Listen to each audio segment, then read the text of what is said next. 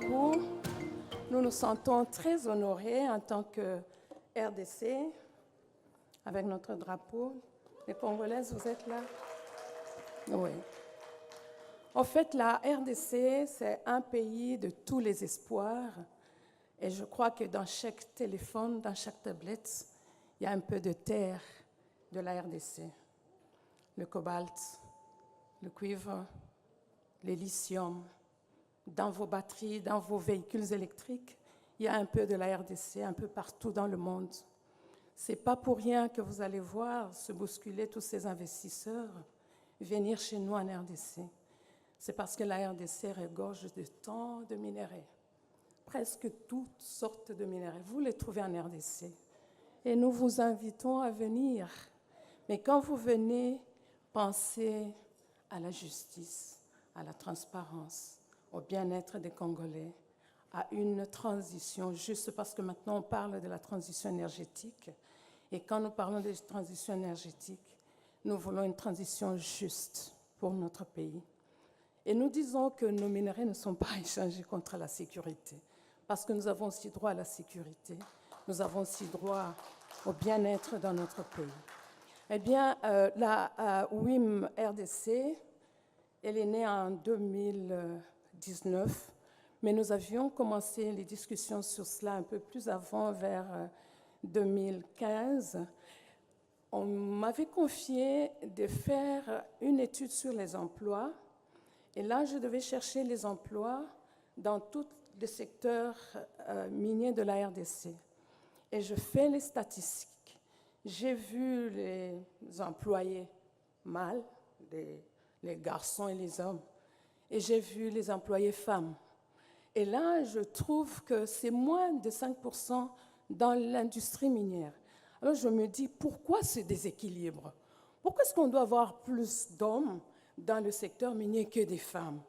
Alors nous avons commencé ces discussions-là entre nous femmes. Nous nous sommes dit, pourquoi est-ce qu'il y a ce déséquilibre? Dans le temps, en fait, il y avait tous ces pesanteurs culturels qui faisaient que quand la femme approche la mine, tous les minéraux disparaissent. Mais alors nous nous sommes dit, mais pourquoi est-ce qu'on nous forme? En géologie, on nous forme comme ingénieur des mines, comme ingénieur électromécanicien, et nous sommes dans les mines et nous travaillons, et les minéraux ne disparaissent pas. C'est dire qu'on nous a juste nourri de certains fantasmes là où nous avions peur d'aller dans les mines. Mais en ce moment-là, nous trouvons qu'il y a autant de compétences féminines qui sont sur le marché, mais qui ne sont pas consommées par le secteur minier. Nous nous sommes dit, il faut que nous puissions lever le ton pour que la femme soit aussi reconnue dans le secteur minier de la RDC. Et nous avons commencé des discussions un peu à l'informel, mais voilà qu'en 2019, à la DRC Mining Week, c'est un événement international auquel, je crois, beaucoup de pays participent, et on crée la WIM RDC, et on nous confie la coordination nationale. En ce moment-là, nous avions rencontré Mme Barbara Dischinger.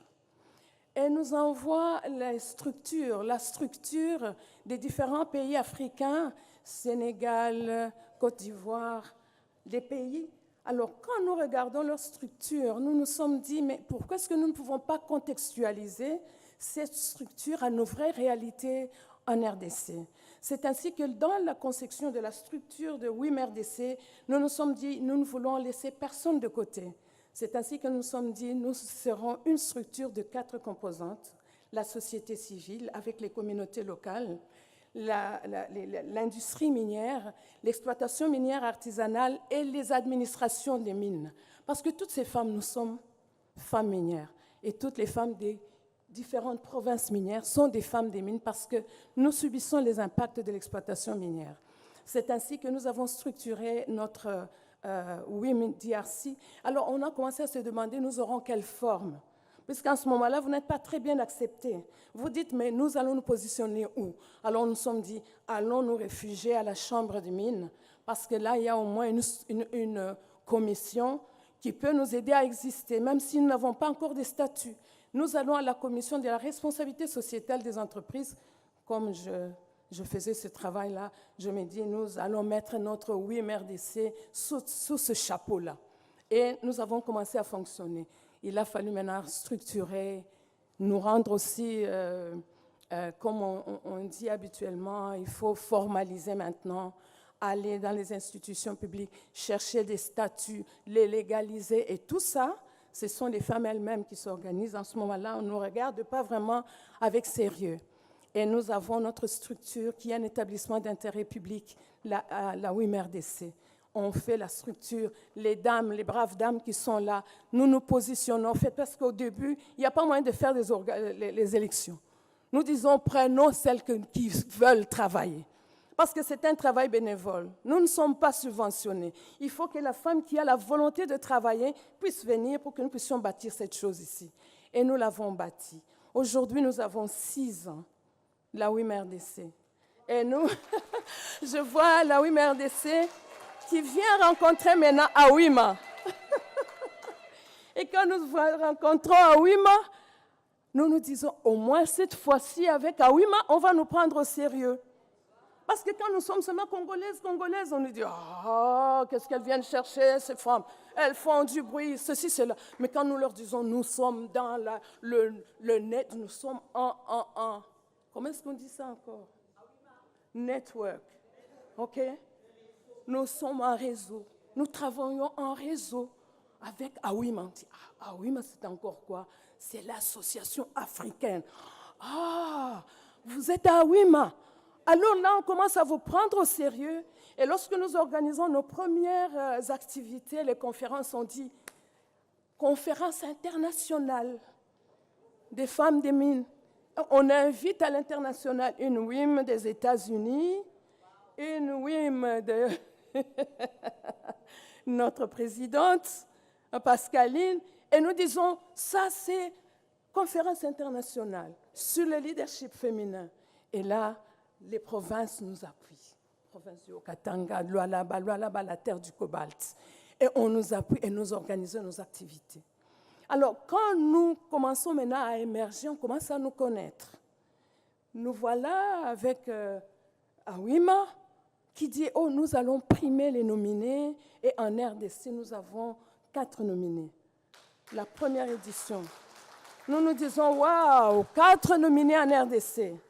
Ah, je crois que nous avons fait autant de bruit là-bas au Ghana, puisqu'on se dit, maintenant, on nous prend au sérieux. Et c'est vrai, avec Awima, on nous prend au sérieux. Et maintenant, là, aujourd'hui, la RDC occupe la tête, c'est la présidente de WIM Afrique centrale. Et nous avons participé à cette activité. Donc, quand il y a une activité, nous y allons. Nous disons allons, même si on n'a pas les moyens, prenons-nous en charge. Et nous nous prenons en charge et nous participons. Nous avons été d'abord en Ndola et nous avons vu le Lapidary Center de Ndola. Nous nous sommes dit, nous pouvons aussi créer un centre comme ça parce que nous avons tous les minéraux. Pourquoi est-ce que nous n'allons pas apprendre à nos jeunes à tailler la pierre? Parce que nous avons toutes les pierres de couleur. Les pierres précieuses, nous en avons. Les autres pierres aussi, nous en avons. Mais nous avons aussi les minéraux que l'Union africaine nous a dit, les minéraux de développement. Nous avons l'argile, nous avons tout ce qui peut nous permettre d'évoluer aussi dans les céramiques. Est-ce que nous ne pouvons pas aussi faire ça? Nous ramenons ces projets-là de Ndola et nous faisons un partenariat. On nous dit, amenez vos jeunes. Alors nous nous disons, pourquoi est-ce que nous ne créerons pas aussi un centre chez nous? Et là, l'Union africaine devrait quand même aussi sponsoriser un peu la RDC, parce que nous n'avons jamais eu l'appui de l'Union africaine. Donc voilà des projets que l'Union africaine peut appuyer aussi en RDC. La création d'un centre, là où nous allons former nos jeunes. Parce que oui, RDC n'a pas que les femmes grandes là. Nous avons aussi des jeunes, nous avons aussi des étudiants que nous accompagnons dans la formation professionnelle. Parce que vous voyez qu'il faut créer aussi l'emploi pour nos jeunes. Il faut les former, leur donner les compétences du secteur minier pour qu'on ne dise pas non, il n'y a pas de compétences et qu'on amène seulement le personnel qui vient de l'étranger. Alors nous avons besoin de l'appui. Et là, quand on nomine nos 4 lauréates l'année passée, en 2024, nous y allons aussi là-bas au Ghana. Et là, nous avons des entreprises qui nous accompagnent.